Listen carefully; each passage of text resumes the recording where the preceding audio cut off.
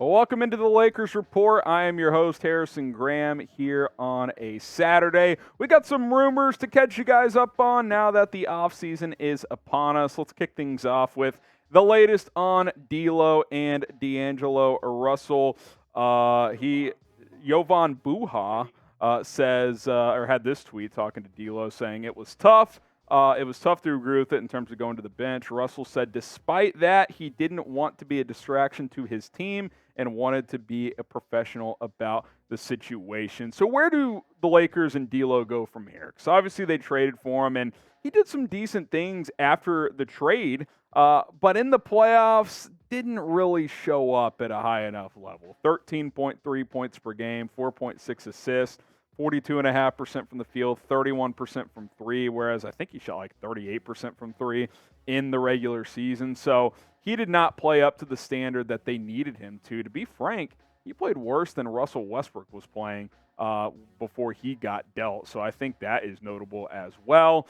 Here's D'Lo on his future. As far as the future goes, I have no idea. I think when you put a group out there that knows the game and everyone wants the same goal, I think you'll have some success. We made it to the Western Conference Finals.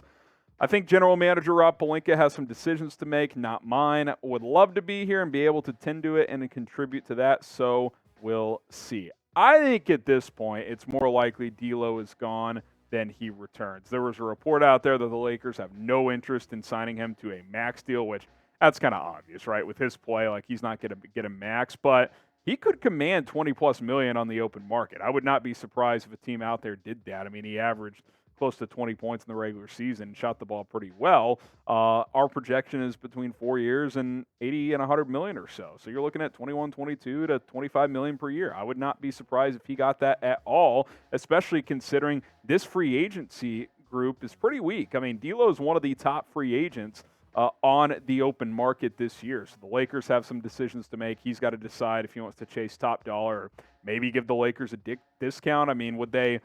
Could he go back for 18 to 20? I think if that was the price, the Lakers would certainly entertain that. But 25 million, if someone's going to throw him that, I think the Lakers say, hey, best of luck. We appreciate your services. What do you guys think? Will D'Lo stay in Los Angeles? Type S for stay or L for leave. Get your votes in down in the comments. Remember, the Lakers got to figure things out with Austin Reeves as well, and I think he's a bigger priority at this point. S for stay or L for leave when it comes to D'Lo. Now, Shams Charania also talked about Fred VanVleet on the Pat McAfee show and said that I think Kyrie Irving and Fred VanVleet have to be at the top of the Lakers list. So I don't know if he's reporting that or if he's kind of just connecting dots of like, hey, like if I'm the Lakers, I got to get one of these two guys. Now, we've talked about Kyrie here on the Lakers Report. Let's focus more on VanVleet here today. Clutch Sports client, so you've got that. And again, one of the top free agents this year. So he will have suitors in free agency. Now, VanVleet's kind of a funky player where he's not the most efficient guy out there, especially this year. He did not shoot the ball that well at all. Now, he still averaged 19 and 7, but under 40% from the field, under 35% from three.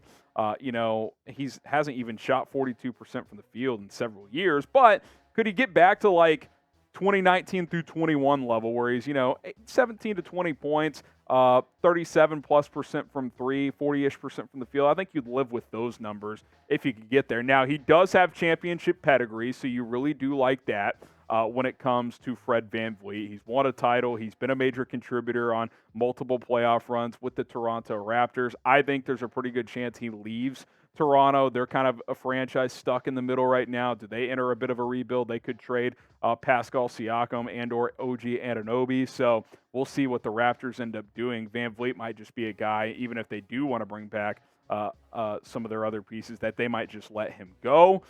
And if I'm the Lakers, I would be interested. I might even rather have him over D'Lo, if I'm being completely honest. Now, there are cap logistics you have to jump through. If you sign VanVleet or a Kyrie, that you got to let Austin Reeves and Rui Hachimura go, two major contributors to your playoff run. Plus, you're going to have to get one of these guys to sign for less than the max. Now, I think that's feasible with VanVleet. I don't think VanVleet's getting the max. I think he's probably a 18 to $22 million per year guy, 3 years, $60 million, something like that. I could see that being the type of contract that he gets. Now, Kyrie may only come over if he gets a max, because Dallas reportedly will throw the max at Kyrie Irving. Now, he, of course, made some noise recently by sitting courtside at a couple of Lakers playoffs games. And then, you got upset because fans were speculating about his playing future. So he went on IG Live and sounded off. He said, "I'm a free agent this summer, but I am in no rush to make a decision. When they speak on my name talking about potential teams, can y'all please stop paying attention to that? People have hijacked my name.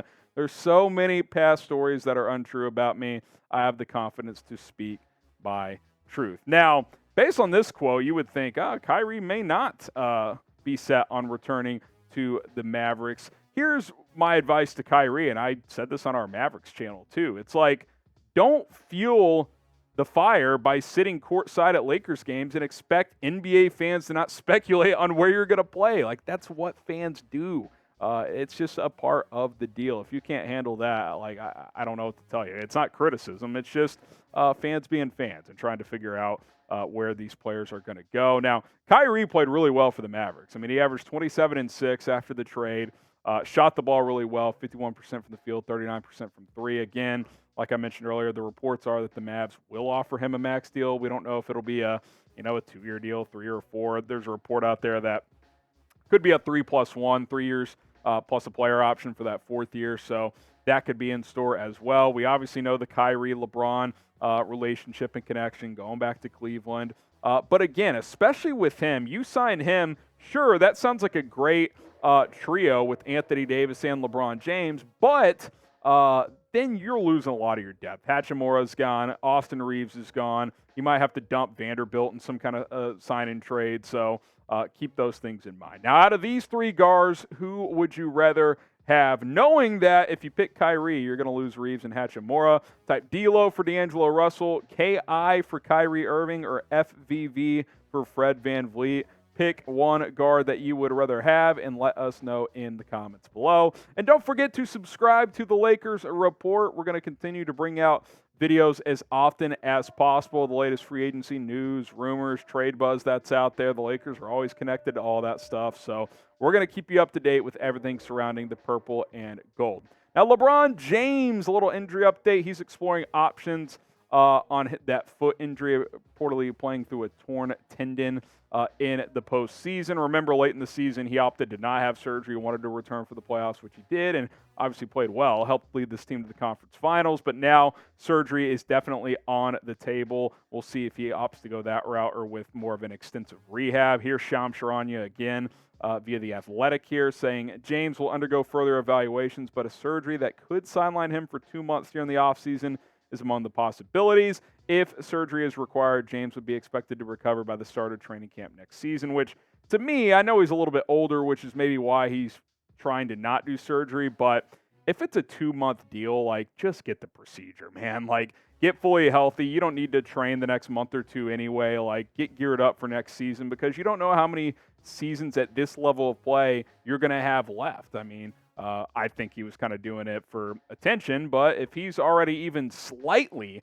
thinking about retirement, then the end is definitely somewhat near. So it's always a concern to have surgery, especially this late. But if it's a 2-month recovery, I would just get the surgery if I were LeBron. Here's what he had to say about his injury. He says, "I'm going to get an MRI and see how the tendon either healed or didn't heal and go from there. We'll see what happens. I knew I could get to the finish line. Obviously, I knew I had to deal with it and deal with the pain or deal with not being able to be myself before the injury, but there was nothing that made me feel like I couldn't get to the finish line." So basically saying, I put off the surgery. I thought I could play through it, which, again, he obviously was able to do. I definitely think it impacted his play, especially late in games. I mean, the fatigue definitely set in. He didn't quite have that explosiveness night in and night out.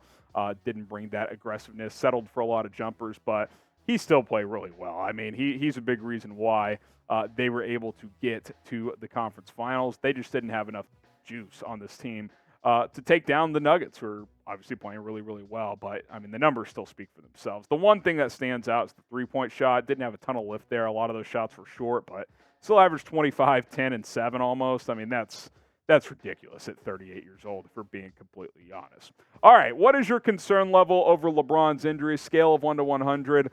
I'll say like a 35. I'm not super concerned, but he is older, so if he does have to get a surgery, that's mildly concerning, but he played at a high level through the injury. If the surgery goes well, he should be fine. Let me know what you guys think. Enjoy your weekend. We'll see you next time here on the Lakers Report.